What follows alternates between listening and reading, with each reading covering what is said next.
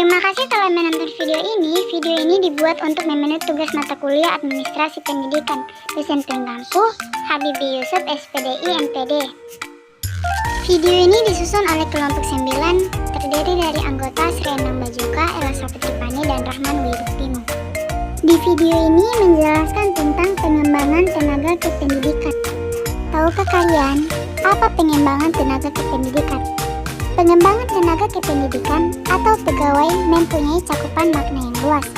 Secara umum, pengembangan pegawai dapat didefinisikan sebagai suatu proses merekayasa perilaku pegawai sedemikian rupa, sehingga pegawai dapat menunjukkan kinerja yang optimal dalam pekerjaannya. Macam-macam penantaran. Khusus mengenai penantaran, Diet A. Sahukian menjelaskan ada 3 macam penantaran, yaitu yang pertama, penantaran penyegaran. Penantaran penyegaran yaitu usaha meningkatkan kemampuan guru agar sesuai dengan kemajuan ilmu pengetahuan dan teknologi, serta memantapkan tenaga kependidikan tersebut agar dapat melakukan tugas sehari-hari dengan lebih baik. Sifat penantaran ialah memberi kesegaran sesuai dengan perubahan yang terjadi. Yang kedua, penantaran peningkatan kualifikasi. Penantaran peningkatan kualifikasi yaitu usaha peningkatan kemampuan guru sehingga mereka memperoleh kualifikasi formal tertentu sesuai dengan standar yang ditentukan.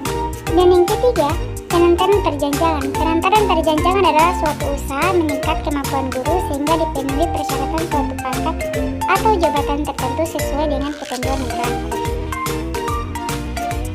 Tujuan perkembangan tenaga pendidikan terbagi atas 2, yaitu secara umum dan menurut para sarjana.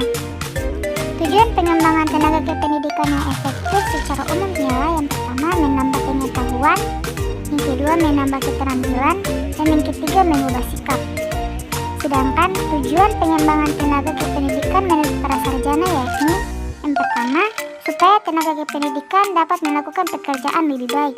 Yang kedua, supaya pengawasan lebih sedikit terhadap bawahan. Yang ketiga, supaya bawahan lebih cepat berkembang. Dan yang keempat, menstabilisasi tenaga.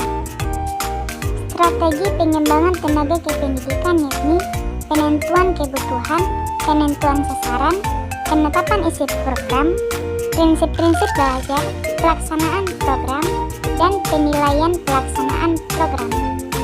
Analisis penentuan kebutuhan. Dalam memahami analisis kerja, perlu terlebih dahulu memahami hakikat masalahnya. Masalah biasanya timbul bila kinerja lebih rendah daripada standar kerja.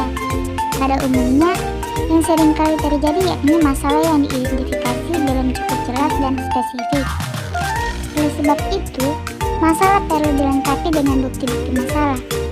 Dalam keseluruhan proses analisis kerja, menemukan bukti-bukti masalah adalah kegiatan yang sangat kompleks, sehingga menuntut para analisis memiliki kemampuan peneliti yang baik. Dalam mengidentifikasi kebutuhan akan pengembangan terdapat 3 pihak yang ikut terlibat, yaitu pihak pertama ialah suatu organisasi mengelola tenaga kependidikan. Peranan satuan kerja ini adalah mengidentifikasi kebutuhan organisasi, baik untuk kepentingan sekarang maupun yang akan datang. Pihak kedua yakni para pemimpin atau kepala sekolah.